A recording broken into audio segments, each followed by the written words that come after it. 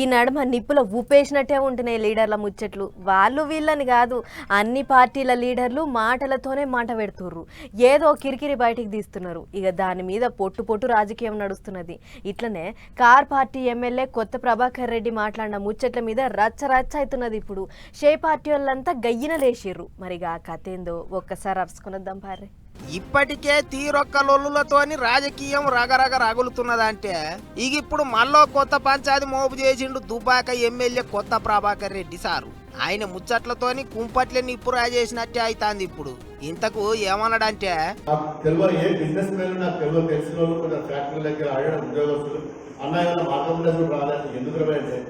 Government వశపొందలేదు, దండం పెట్టడం, పైసలు ఇస్తాం, అవసరం అప్పుడు ఎమ్మెల్యేలు కానీ ఆగో గదా అన్నట్టు ఎమ్మెల్యే సాబు ఎక్కడికి పోయినా పడగొట్టిర్రి అని అడుగుతున్నారట. అవసరమైతే పైసలు ఇస్తాం కొనుక్కొని అని కూడా అంటున్నారట. ఇక గీ ముచ్చట్ల మీద చెయ్యి పార్టీ లీడర్లు ఈయన లేచిండ్రు. కారు పార్టీ వాళ్ళ మనసులున్న మాట బయటపడ్డది. మొదాం వాళ్ళకు గదే చింత కావచ్చు అన్నట్టు మాట్లాడిండు మంత్రి పొంగులేటి సారు. ఎప్పుడు గబక్కన ఈ ప్రభుత్వాన్ని కూలగొట్టి ఆ సీట్లో కూర్చోవాలని తండ్రి కొడుకుల తాపత్రయంలో భాగమే నిన్న గౌరవ సభ్యులు కొత్త ప్రభాకర్ రెడ్డి గారి మాటలు. ఇటువంటి తాటాకు చప్పుళ్లకి ఈ ప్రభుత్వం భయపడదు.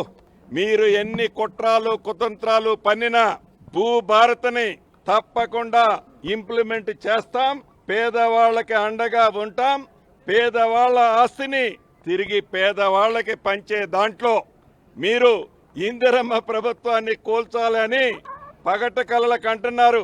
ఇందిరమ్మ సర్కారు పరుగులు పెడతా అంటే కారు పార్టీ వాళ్ళు కాళ్ళ కట్టెబెట్టేందుకు చూస్తాను అన్నట్టు మాట్లాడిండు మంత్రి సారు. అటు తత్తిమ చెయ్యి పార్టీ లీడర్లు కూడా గిట్లనే ఆరుచుకున్నారు. పిల్లి శాపాలు పెడుతుండ్రు అన్నట్టు మాట్లాడిండ్రు కొంతమంది. ఇంకో దిక్కు మరిగా గట్లెందుకు మాట్లాడినావు సారు అని ఎమ్మెల్యే సాబుని అడిగితే ఏమన్నాడో చూడర్రే. పడగొడదామని నేను అనలేదు. ప్రజలు ఏమంటున్నారు, మళ్ళీ మీరే రావాలి సార్, మీకు మేము చందాలు ఇస్తాము, మేము మీకు ఏదంటే అది ఇస్తాము, ఖర్చుల కోసం ఇస్తాము, మీరు మళ్ళీ రావాలి. ఈ ప్రభుత్వంతో మేము వేగలేము, ప్రభుత్వం పనిచేస్తలేదు, ప్రభుత్వాన్ని పక్కన పెట్టి మళ్ళీ మీరు రావాలి, కేసీఆర్ రావాలి అంటారు తప్ప మేము మాకేం అవసరం, ఎట్లాగో పడిపోతుంది, ఇంకా 2 ఏళ్ళు 3 ఏళ్ళు ఉన్నది కాదన్నట్టు. అట్లా అని లేదు, పబ్లిక్ మాట్లాడుతున్న ముచ్చట్లే మైకుల ముంగట చెప్పిన అన్నట్టు చెప్పుకొచ్చిండు ఎమ్మెల్యే. తత్తిమ కారు పార్టీ వాళ్ళు కూడా ఎవ్వరు కూలగొట్టరు, మాకేం అవసరం అన్నట్టే మాట్లాడుతుండ్రు. అయితే నిన్న మొన్నటి దాకా వినిపించలేదు, మళ్ళా ఇప్పుడు పడగొట్టుడు ముచ్చట్లు చాలా అయినాయి. మరి ఎందుకో అనుకుంటారు చాలా మంది. కారు పార్టీ వాళ్ళకు చెయ్యి పార్టీ వాళ్ళకు జవడం గట్టిగానే అవుతుంది. మరిగా ఎంత దాకా పోతుందో ఏమో చూడాలి.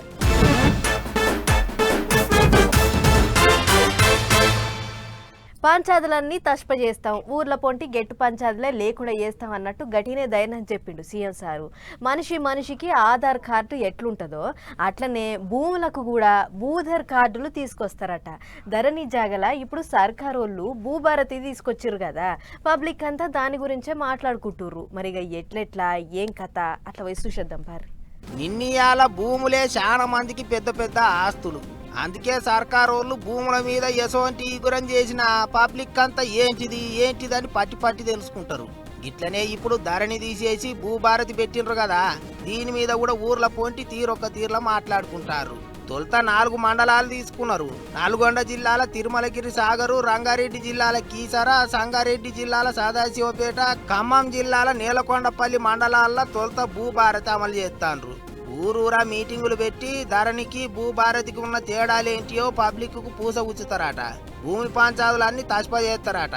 ఇక పైలట్ ప్రాజెక్టు కింద ఎంపిక చేసిన 4 మండలాల్లో పబ్లిక్ సంబరాలు చేసుకుండ్రు. చెయ్యి పార్టీలు సీఎం సార్ పోటువోకు పాలాభిషేకాలు చేసిండ్రు. అంతేకాదు, ఏదైతే ఇంత ముందు పాస్బుక్ వచ్చిందంటే ధరణిలో ఇక అది ఫైనల్ గా ఒక శాసనం అన్నట్టు రాజుల కాలంలో ఒక పత్వా జారీ చేస్తే ఏ విధంగా ఉండేదో ఆ విధంగా ఉండేటువంటి పాస్బుక్ లాగా దాని అది ఉండేది. కానీ ఇప్పుడు నీకేదైనా అన్యాయం జరిగిందంటే కోర్టుకు వెళ్ళొచ్చు, లేకపోతే కలెక్టర్ గారి దగ్గరికి పోవచ్చు, లేకపోతే ఇంకో పైన సుప్రీంకోర్టు వరకు కూడా పోరాడే ఛాన్స్ ఈ యొక్క భూభారత చట్టంలో వెసులుబాటు కల్పించింది. ఇదివరకు తప్పైనా ఒప్పైనా ఒక్కసారి భూమి ధరణిలోకి ఎక్కిందంటే ఇక మళ్ళా మార్పులు చేర్పులు చేసుకొని అయ్యేది కాదు. ఇప్పుడు భూభారతిలనైతే ఏమైనా తప్పు ఉన్నదన్నా ఎమ్మటే పోయి మార్పులు చేర్పులు చేసుకోవచ్చు అంటున్నారు. ఇంకో ముచ్చట ఏంటిదంటే ఏదైతే ధరణిలో ఒక్కసారి ఎంటర్ అయిన తర్వాత దాని మార్పు చేర్పులు ఉండకపోయేది, కానీ భూభారతి చట్టంలో నీకు ఎప్పుడైతే భూమి తక్కువ పడ్డా కూడా, లేకపోతే సర్వే నెంబర్ తప్పు పడ్డా, లేకపోతే ఇంకొకళ్ళ పేరు మీద ఇంకొకళ్ళు ఉన్నా కూడా అవి మార్చుకునే వెసులుబాటు ఈ రోజు ఈ భూభారతి చట్టం తీసుకొచ్చింది. కాదన్నట్టు భూభారతి పెట్టి సర్కారోళ్ళు మస్తు పనికొచ్చే ఇగురమే చేసిండ్రు అన్నట్టు మాట్లాడుతున్నారు. ఇక తొలుత 4 మండలాలలో పబ్లిక్ తోని మాట ముచ్చట్లు చేసి భూభారతిలో ఇంకేమన్నా మార్పులు చేర్పులు చేసేది ఉంటే అవి ఇట చేసినాక జూన్ నెల నుంచి రాష్ట్రం అంతటా తీసుకొస్తారట. ఏమైతే గాని గెట్టు పంచాదులు లేకుండా న్యాయంగా ఎవళ్ళ భూములు వాళ్ళకుంటే చాలు, పంచాదులు కాకుంటే చాలు అనుకుంటారు పబ్లిక్.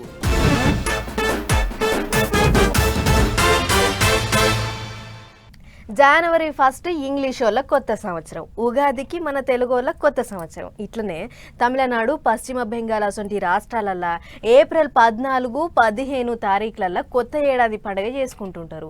మరి ఇక కొత్త ఏడాది అంటే పబ్లిక్ అంతా గుళ్ళు గోపురాలకు పోయి పూజలు చేస్తుంటారు, సంబరాలు చేసుకుంటారు. ఇట్లనే ఇగో గుళ్ళె పూజలు గట్టినే నడిచినాయి. ఒక్కసారి దర్శనం చేసుకుని వద్దాం పారి. పూజకు పండ్లు ఫలాలు కాయగూరలు టెంకాయలు అన్ని బాగానే మోసుకొచ్చిండ్రు. నైవేద్యం పెట్టనికే కిస్మిసులు గిటేసి ఉడుకుడుకు పొంగలి కూడా వండిండ్రు. అన్ని చూపిస్తుండ్రు గాని దేవుణ్ణి చూపిస్తలేరు. ఇంతకు ఏ దేవుని కూడా అబ్బా అనుకుంటారా? చూడరే, ఆగో దేవుడు సూటు బూట్ వేసుకున్నాడు, అచ్చం హీరో రజనీకాంత్ లెక్కున్నాడు ఏందబ్బా అని పర్సన్ కాకుర్రి. ఇది సూపర్ స్టార్ రజనీకాంత్ గుడే. తమిళనాడు రాష్ట్రం మదురై జిల్లా తిరుమంగళం అనే ఊర్లో ఉన్నది ఈ రజనీకాంత్ గుడి. మాజీ ఆర్మీ జవాన్ కార్తీక్ అనే ఓ అన్ననే ఈ గుడి కట్టించిండు. రజనీకాంత్ కు వీరాభిమాని అట ఆయనే. అందుకే గిట్ల ఇంట్లోనే దేవుని గుడి తీరుగా రజనీకాంత్ గుడి కట్టుకున్నాడు. పండగలకు పబ్బాలకు అభిషేకాలు చేసుడు, ఆరతులు ఇచ్చుడు, నైవేద్యాలు పెట్టుడు, అబ్బో ఏం తక్కువ, దేవునికి సేవలు చేసినట్టే చేస్తుంటారు. ఒక్కడే కాదు, ఇంటి వాళ్ళంతా కలిసి పూజలు చేస్తారు. గిట్లనే ఈసారి తమిళనాడు కొత్త ఏడాది పండుగకు గిట్ల తీరొక్క తీర్ల పూజలు చేసి పొంగలి నైవేద్యం పెట్టిండ్రు.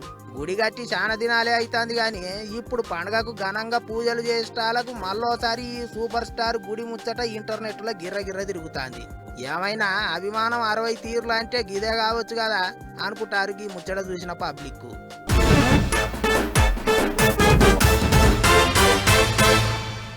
కొంతమంది అభిమానం చూస్తే అబ్బబ్బబ్బబ్బబ్బబ్బా మీ అభిమానం సల్లగుండా అని అనాలనిపిస్తుంది. సినిమా హీరోలకు రాజకీయ నాయకులకు ఉన్నంత మంది అభిమానులు ఎవ్వళ్ళకు ఉండరు. సినిమా వల్ల అభిమానుల ముచ్చట అటెంక చెప్పుకుందాం కానీ ఇక్కడ ఒక రాజకీయ నాయకుడి అభిమాని ముచ్చట పట్టుకొచ్చిన చూడు. కాళ్లకు చెప్పులు లేకుండా నడుచుకుంటూ వస్తుండు కదా, ఇగో గీన పేరు రాంపాల్ కశ్యప్. హర్యానా రాష్ట్రంలో ఉన్న కైతల్లుంటాడు. గీ అన్న మన పిఎం మోదీ సార్కు వీరాభిమాని. గీ అన్నకు మోదీ సార్ మీద ఉన్న అభిమానం చూస్తే అబ్బా అబ్బా అబ్బా ఏం అభిమానం, మీ అభిమానం సల్లగుండా అననోళ్ళు ఉండాలంటే నమ్ముల్లి. మోదీ సార్ మీద ఉన్న అభిమానం కొద్దిగా ఏం తక్కువ 14 ఏళ్ల సంది కాళ్లకు చెప్పులు లేకుండా ఉత్తకాళ్లతో తిరుగుతుండాట. అభిమానం మంచిగానే ఉన్నది కానీ కాళ్లకు చెప్పులు లేకుండా తిరుగుడేందంటారా? దాని వెనక కూడా కథ ఉంది. మరి 14 ఏళ్ల కింద మోదీ సారు ప్రధానమంత్రి కావాలని మొక్కులు పెట్టుకుండాట. ఆయన ప్రధాని అయ్యేంత వరకు కాళ్లకు చెప్పులు వేసుకోనని శపథం పట్టిండాట. అన్నట్టే మోదీ సారు ప్రధాని అయ్యిండు. అప్పుడన్నా వేసుకుంటా అంటే అది లేదు. ఎందుకంటే మోదీ సార్లు కలిసినాకనే చెప్పులు వేసుకుంటానని ఈసారి మంగమ్మ శపథం పట్టిండు.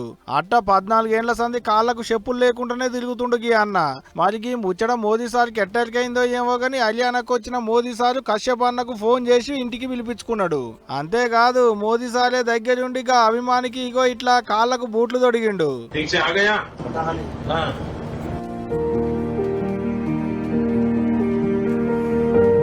గిట్లా పక్కన కూర్చొని బూట్లు వేసుకుంటుంటే మోదీ సార్ కూడా సాయం చేసిండు. కంత పెద్ద సార్ వచ్చి పక్క పొంటి కూర్చోబెట్టుకునేటాళ్లకు కాళ్ళు లెక్కలు ఆడకుండా అయినాయట అన్నకు.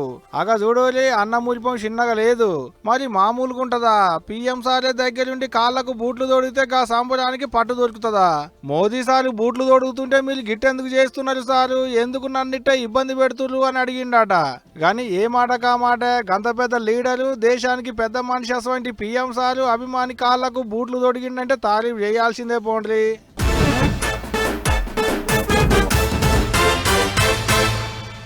మనుషులు చెట్లను కాపాడితే చెట్లు మనుషులను కాపాడును.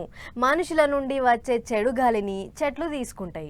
చెట్లు మనుషులకు మంచి గాలిని ఇస్తాయి. చెట్లను నరకకూడదు. ప్రకృతిని కాపాడుకుందాం. ప్రకృతిని కాపాడుకోవడం మన బాధ్యత. ఇగో ఇట్లా చిన్నగున్నప్పుడు బుక్కులలో చదువుకున్నాం. ఇప్పుడు గీ చెట్ల ముచ్చట ఎందుకు అని అంటారా? ఎందుకో తెలవాలంటే గీ వార్త చూడాల్సిందే. జప్పున వెలుగుతాయి, అందంగా అవుపడతాయి, పచ్చగా ఉంటాయని హరితహారంలో మస్తు చెట్లు నాటిర్రు. పెద్ద రోడ్లకు అటులోకు ఇటులోకు అన్ని గయ్యే చెట్లు. ఏం చెట్లు ఎరికే కదా, కోనోకార్పస్ చెట్లు. ఇప్పుడుగా కోనోకార్పస్ చెట్ల మీద పెద్ద లొల్లే నడుస్తున్నది. మీదికి చూడ్డానికి అందంగా ఉంటాయి కానీ ఆయమన్న గాలి ఇచ్చేది లేదు. గావిటితోని వచ్చేటి గాలి పీల్చుకుంటే ఆగం అవుతారని బయట ప్రచారం జరుగుతుంటే గీళ్ళు ఇట్లా అంటున్నారు. ఈ చెట్టు మిగతా చెట్లతో కంపేర్ చేస్తే కార్బన్ డైఆక్సైడ్ 20 to 30% ఎక్కువ పీల్చుకుంటుంది నేచురల్ అట్మాస్ఫియర్ లోనే. ప్లస్ కార్బన్ డైఆక్సైడ్ లోపల పోయిన తర్వాత కార్బన్ సీక్వెస్ట్రేషన్ అనే ప్రాసెస్ ద్వారా కార్బన్ అక్యుములేట్ చేసుకుంటుంది, వుడ్ ఫార్మ్ అవుతుంది. వేరే చెట్లతో కంపేర్ చేస్తే దీని గ్రోత్ ఎక్కువ ఉంది. ఇంకా ఫ్యూచర్ లో కూడా ఎంత కార్బన్ డైఆక్సైడ్ ఎక్కువైనా కూడా ఇది పీల్చుకునే కెపాసిటీ ఉంది దీనికి వేరే చెట్లతో కంపేర్ చేస్తే. కాబట్టి ఈ చెట్టు మనం క్రాప్ లాగా కాకపోయినా కూడా ఒక చెట్టుగా వేసినప్పుడు ఉపయోగం ఉందే గానీ దీనివల్ల నష్టం అనే క్వశ్చనే లేదు. అన్ని చెట్ల కంటే రువడిగా పెరుగుతాయట. అన్ని చెట్ల కంటే చెడ్డ గాలిని గీ చెట్లే ఎక్కువ గుంజుకుంటాయట. పబ్లిక్ కు మంచి గాలిని ఇచ్చేది కూడా గీ చెట్లేనాట. చెట్టుతోని పాయిదే గానీ నష్టమేం లేదంటుండు సారు. అయినా గీ చెట్ల మీద పిట్టలు కూడా ఆలమంటారు కదా సారు. మరి ఈ చెట్టు వల్ల కొన్ని నష్టాలు ఉన్నాయి. పక్షులు పెరగవు, కోట్లు తినవు, అవి తినవు అంటే చాలా ఎవిడెన్స్ ఉన్నాయి ఇప్పుడు మనకి. ఈ చెట్టు అనిమల్స్ తింటాయి, ప్రోటీన్ ఉంది కాబట్టి అవి బతుకుతాయి, ప్లస్ అవి ఆరోగ్యంగా ఉన్నాయని చెప్పేసి కొన్ని ఎవిడెన్స్ ఉన్నాయి. అది కోనోకార్పస్ చెట్ల మీద జన చైతన్య వేదికలు పరీక్షలు చేస్తే బయటపడ్డదట ఈ ముచ్చట. కాకపోతే ఏడబడతాడ వేయొద్దు అన్నట్లు చెప్పుకొస్తున్నారు. చెట్లను నరుకుడు పాపం, ఏ చెట్టు చెడ్డది కాదు, చెట్లను నరకొద్దు అనేది అలా డిమాండ్. వీళ్ళు ఇట్లా అంటుంటే అటు జిహెచ్ఎంసీ పెద్ద మేడం ఏమంటుందంటే, తొలగించినవి కూడా ఓన్లీ డెడ్ ట్రీస్, మన మీడియన్స్ లో కొన్ని చెట్లు అయితే చనిపోయినాయో మిగతా చెట్లతో పాటు ఇవి కూడా తీసాం. కానీ స్పెసిఫిక్ గా కోనోకార్పస్ చెట్లు ఎక్కడ కూడా తొలగించలేదు, చనిపోయినవే తీసుంటారు. అండ్ మిగతా దగ్గరలో ప్రూనింగ్ చేస్తున్నాం, చెట్లయితే ఎక్కడ రిమూవ్ చేయలేదు కోనోకార్పస్. ఆగో చెట్లేం నరుకుతలేరాట. ఏ చెట్టు నరికినా నేరమే అంటుంది మేడం సుత. వాజిబే మరి, చెట్టు ఏదైనా చెట్టే, పానం దేనిదైనా పానమే. మంచి చెట్టు చెడ్డ చెట్టు అనేది ఏమైనా ఉంటుందా అనేది పబ్లిక్ అడుగుతున్న మాట.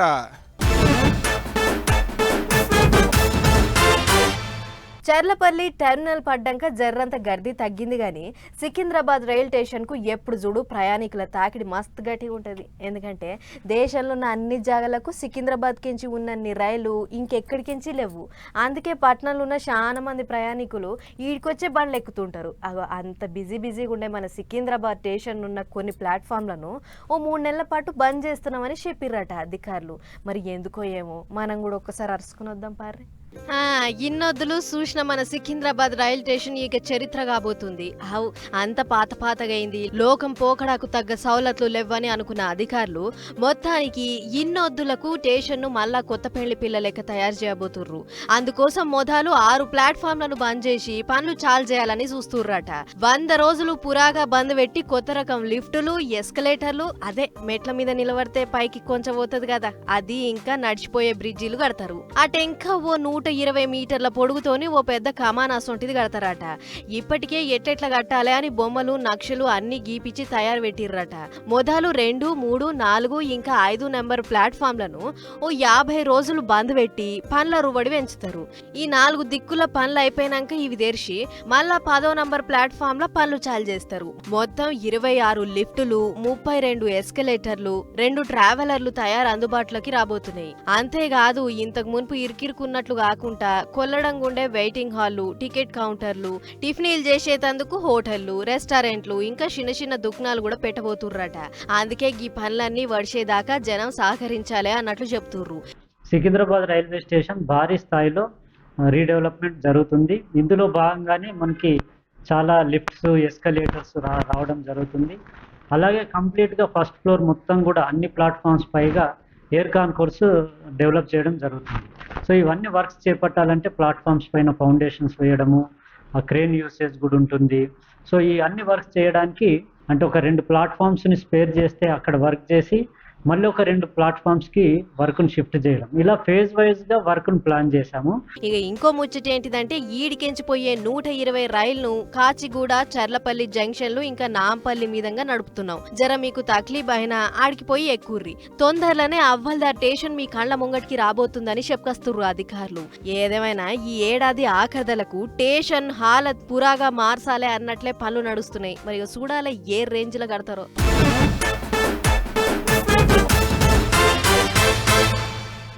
ఇన్నొద్దులు మనం ఐపీఎల్ మ్యాచ్లు అంటే బ్యాటర్లు 6లు కొట్టుడు, బౌలర్లేమో వికెట్లు తీచుడు, అంపైర్లేమో న్యాయం చెప్పుడు, అది చూసిన చైర్ గర్ల్స్ డ్యాన్స్లు ఆడుడు. ఇగో గిదే అనుకున్నాం. కానీ ఈనాడు మా ఐపీఎల్ మ్యాచ్లకు ఓ కొత్త జీవి అడుగు పెట్టింది.